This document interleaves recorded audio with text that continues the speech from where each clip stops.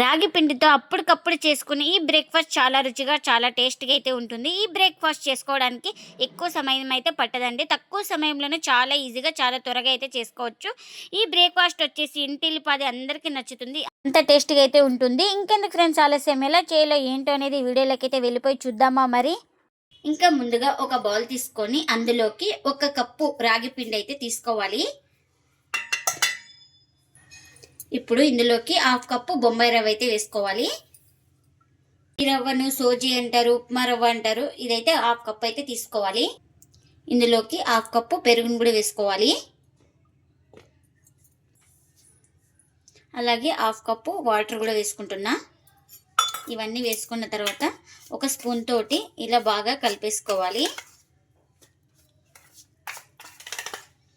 మొత్తం అన్నీ బాగా కలిసిపోయేలాగా బాగా కలిపేసుకోవాలి.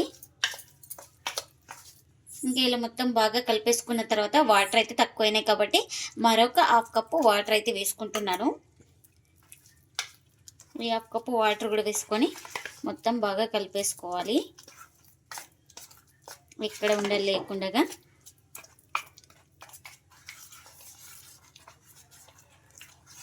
ఇలా మొత్తం బాగా కలిపేసుకున్న తర్వాత ఇంకా ప్లేట్ అయితే పెట్టేసుకొని ఒక 10 నిమిషాలు పక్కన పెట్టేసుకుంటే మనకు రవ్వ అనేది బాగా నానుతుంది. ఒక కడాయి అయితే పెట్టేసుకొని ఒక స్పూన్ ఆయిల్ అయితే వేసుకున్నాను. ఇప్పుడు కారానికి తగినంత మిర్చి అయితే వేసుకుంటున్నా. ఇంకా అలాగే ఇందులోకి వెల్లుల్లి రెబ్బలు, కాస్త జీలకర్ర కూడా వేసుకోవాలి. ఇంకా ఇవన్నీ వేసుకొని ఒకసారి బాగా కలిపేసుకుందాం. మనకు మిర్చి అయితే ఫ్రై అయిపోవాలి. ఇంకా ఇలా కాస్త మిర్చి ఫ్రై అయిన తర్వాత ఇప్పుడు ఇందులోకి పల్లీలు కూడా వేసుకుంటున్నా. ఇంకా మిర్చితో పాటు పల్లీలు కూడా బాగా ఫ్రై చేసుకోవాలి. ఇంకా పల్లీలు కూడా కాస్త వేగిన తర్వాత ఇందులోకి పుదీనా అయితే వేసుకుంటున్నాను. పుదీనా ఆరోగ్యానికి కూడా చాలా మంచిదండి. ఇంకా ఈ పుదీనా వేసుకొని కూడా 1 నిమిషం పాటు బాగా ఫ్రై చేసుకోవాలి. ఇంకా మనకి పల్లీలు, పుదీనా, మిర్చి అన్నీ ఫ్రై అయిపోయినాయండి బాగా. ఇప్పుడు స్టవ్ అయితే ఆఫ్ చేసుకొని పూర్తిగా చల్లారనివ్వాలి వీటిని అయితే. ఇంకా మనం ఒక మిక్సీ జార్ అయితే తీసుకొని చల్లారిన తర్వాత అయితే జార్లోకి అయితే వేసుకుంటున్నాను వీటన్నిటిని. ఇంకా ఇప్పుడు ఇందులోకి రుచికి తగినంత సాల్ట్, అలాగే కొద్దిగా వాటర్ని కూడా వేసుకుంటున్నా. ఇంకా ఇప్పుడు మూత పెట్టేసుకొని గ్రైండ్ చేసుకుందాం. ఇంకా గ్రైండ్ చేసుకున్న తర్వాత ఒక బౌల్ తీసుకొని ఇంకా అందులోకి అయితే ఈ చట్నీని అయితే వేసుకుంటున్నా. ఇంకా ఈ చట్నీకి పోపు కూడా పెట్టేసుకున్నాను. ఆ పోపుని కూడా చట్నీకి వేసుకుంటున్నా. మనకు చట్నీ అయితే రెడీ అయిపోయింది. కడాయిలో ఒక స్పూన్ ఆయిల్ అయితే వేసుకొని ఇంకా ఆయిల్ హీట్ అయిన తర్వాత ఇందులోకి పచ్చిశనగపప్పు ఒక స్పూన్ దాకా వేసుకోవాలి. అలాగే మినప్పప్పును కూడా వేసుకుంటున్నా. ఇంకా ఈ పప్పు కాస్త ఫ్రై అయిపోవాలి మనకు. ఇంకా ఇప్పుడు ఇందులోకి జీలకర్ర, ఆవాలు కూడా వేసుకోవాలి. ఇంకా ఇవన్నీ కాస్త ఫ్రై అయిన తర్వాత ఇందులోకి ఒక 2 మిర్చి చిన్నగా కట్ చేసుకొని వేసుకోవాలి. అలాగే కరివేపాకు.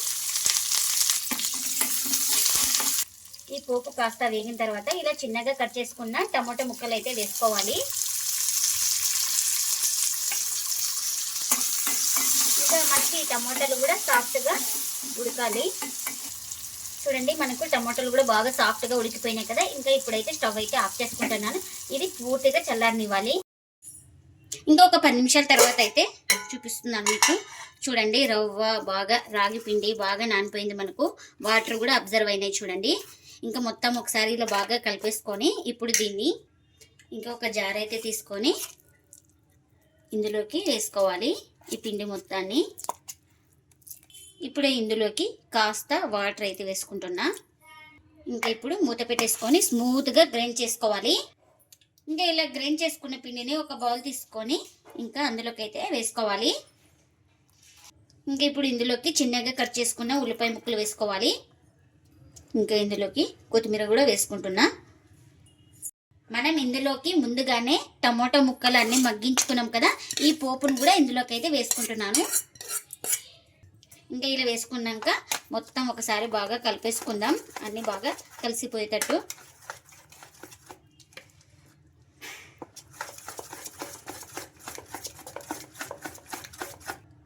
ఇంకా ఇలా మొత్తం బాగా కలిపేసుకున్న తర్వాత ఇందులోకి రుచికి తగినంత సాల్ట్, ఇంకా ఇందులోకి ఒక 1/4 టీ స్పూన్ దాకా వంట సోడాను కూడా వేసుకోవాలి. ఇంకా ఈ వంట సోడా సాల్ట్ వేసుకున్న తర్వాత ఒకసారి మొత్తం బాగా కలిపేసుకుందాం. మనం ఇందులోకి వంట సోడా కంపల్సరీగా వేసుకోవాలి. మనకు బాగా స్పాంజీగా బాగా సాఫ్ట్గా వస్తాయి. ఇలా మొత్తం బాగా కలిపేసుకున్నాను కదా. ఇంకా మన ఇంట్లో ఇలాంటి పోపు గిరిట అయితే ఉంటుంది కదా, ఇంకా స్టవ్ మీద పెట్టేసుకున్నాను.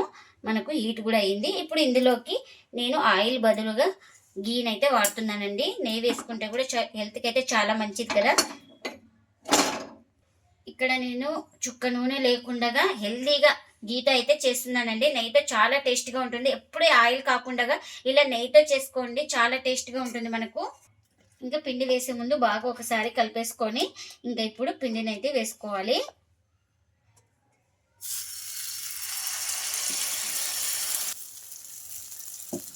ఇంకా ఇలా వేసుకున్న తర్వాత మనకి ఎంత కావాలో అంత పిండి వేసుకొని ఇలా లైట్గా స్ప్రెడ్ చేసుకోవాలి. ఇంకా ఇలా స్ప్రెడ్ చేసుకున్న తర్వాత ఇంకా ఇలా ప్లేట్ అయితే పెట్టేస్తున్నాను. ఇంకా ఇప్పుడు ఇది కాలిందో లేదో చెక్ చేసుకుందాం. చూడండి, పైన మొత్తం కాలింది కదా. ఇలా ఒక సైడ్ కాలిన తర్వాత మరో సైడ్ అయితే ఇలా నిదానంగా మనం తిప్పేసుకోవాలి ఇటువైపు. ఇంకా ఇటువైపు కూడా తిప్పేసుకొని కావాలంటే ఇష్టం ఉన్న వాళ్ళు కొంచెం నెయ్యి అయితే అప్లై చేసుకోవచ్చు, టేస్ట్ అయితే బాగుంటుందనేసి. ఇంకా ఈ సైడ్ కూడా కొంచెం అప్లై అయితే చేసుకున్నాను. ఈ వైపు కూడా బాగా కాల్చుకోవాలి. అటు ఇటు తిప్పుకుంటూ రెండు వైపులా ఈక్వల్గా కాల్చుకోవాలి. అప్పుడే మనకు లోపల దాకా బాగా కాలుతుంది. ఇంకా అటు ఇటు తిప్పుకుంటూ బాగా కాల్చుకున్నాను. ఇదైతే మనకు రెడీ అయిపోయింది. ఇంకా దీన్ని ఒక ప్లేట్లోకి అయితే తీసుకుంటున్నా. ఇంకా మరొక హాఫ్ స్పూన్ నెయ్యి అయితే వేసుకున్నాను. ఇంకా ఇప్పుడు మనకు ఎంత కావాలో అంత పిండిని అయితే వేసుకోవాలి. ఇలా పిండిని వేసుకొని లైట్గా స్ప్రెడ్ చేసుకోవాలి ఇలా. ఇంకా ఇలా ప్లేట్ కవర్ చేయడం వల్ల మనకు తొందరగా కుక్ అవుతుంది. చూడండి ఎంత బాగా పొంగిందో ఈ బందోస్ అయితే మనకు. ఇంకా ఒకవైపు కాలిన తర్వాత మరోవైపు అయితే ఇలా ఈజీగా టర్న్ చేసుకోవాలి. ఇంకా ఈ వైపు కూడా బాగా కాల్చుకోవాలి. ఇంకా మనకు ఇది కూడా బాగా కాల్చుకున్నాను. ఇది కూడా రెడీ అయిపోయింది. ఇంకా దీన్ని కూడా ప్లేట్లోకి అయితే తీసుకుంటున్నా.